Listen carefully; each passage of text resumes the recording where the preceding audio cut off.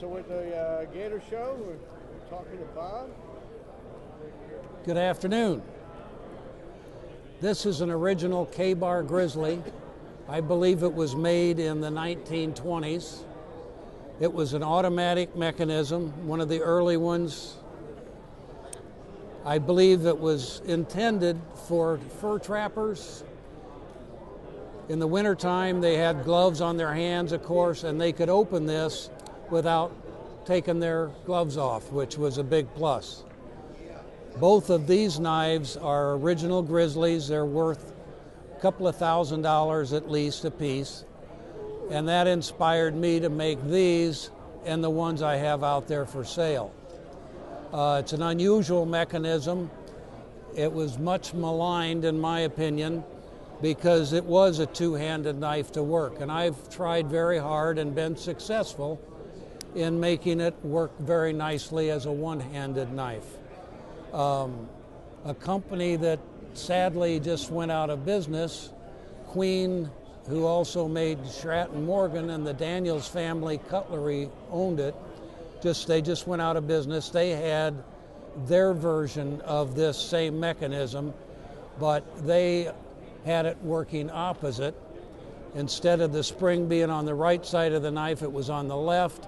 And even though I don't think it's as pretty, it probably is easier to work as a southpaw. I use only natural materials for handles. I'm kind of a really traditional guy. I use bone, wood, stag. The steels, I like tool steel or Damascus made with tool steel. Chuck Hawes is a very good Damascus maker. He made the Damascus on these two. On those, the Damascus there, these of course aren't Damascus, but they almost look like it because of the old patina. I think a patina is neat. It gives a little history to the knife. With stainless, it looks new 20 years from now, and that's not really what I would want. Tim Zawada made this steel.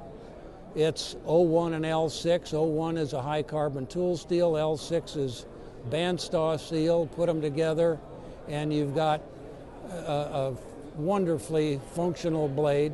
Very good, holds a good edge. It's prime. This one happens to be prime stag, and it's of course same kind of release. Works quite nicely one-handed. And that's about all I know about it, other than, since I'm being recorded, I'm a collector, and I've owned that knife for over 30 years. I'm trying to find out something about the maker. His initials are JDL, which I've heard was John David Lippincott from the Kansas area somewhere, but I don't know. I bought it at a show in Chicago in the mid-1990s. And maybe the early 90s, I really forget. But anybody that knows something about that, that'd be kind of cool. So, thank you very much. All right, thank you.